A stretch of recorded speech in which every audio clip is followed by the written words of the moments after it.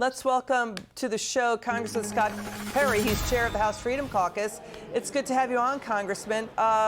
We know that the president's going to meet with President Xi in San Francisco this week, but you guys have been duking it out and fighting over the government shutdown funding. What is the status right now? It sounds like you don't like what's going on with this, what you're saying is a status quo spending bill. Well, what's going on is we're going to continue the same funding and the policies of last year when President Biden, Nancy Pelosi, and Chuck Schumer were in charge. The American people didn't elect Republicans to continue that policy. They elected Republicans to end those policies and to change those policies. So, unfortunately, there's just no wins right now in this for the American people.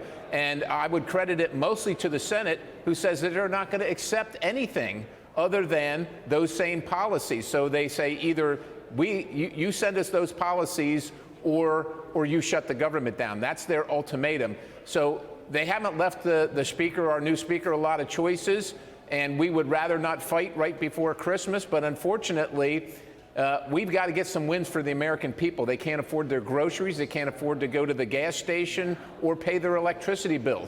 And then, of course, what's happening around the world, you just outlined, more money for Iran to support Hamas. And at the same time, this president is demanding more money for Israel and Ukraine. We can't be on the side of, on both sides of all these wars. Meanwhile, our southern border is wide open. These things have to change. When you make some good points about what the policies here have been, right, for this Biden White House. Yeah, we had a good read on inflation today at 3.2%, lower than expected.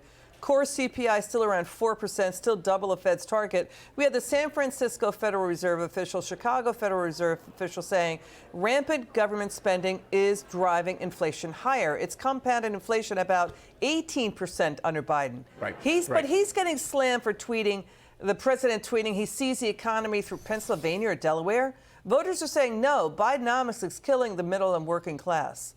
It is killing the regular working person that gets up early in the morning and packs a lunch and kisses their children goodbye and doesn't get to see them off to the school bus to go work overtime just to pay for the bare necessities. The president is tone deaf, doesn't see it, thinks that there's an endless well of money, which is why he'd rather secure Ukraine's border than our own border, and while he would rather support Iran than to make sure that our constituents, my bosses, have the money that they need to operate their households. And people are struggling out there, and they demand a change in things, which is what we came here to do. Change this so that it actually works for the American people, as opposed to the cultured class here in Washington, D.C. and the elites that live on the coasts.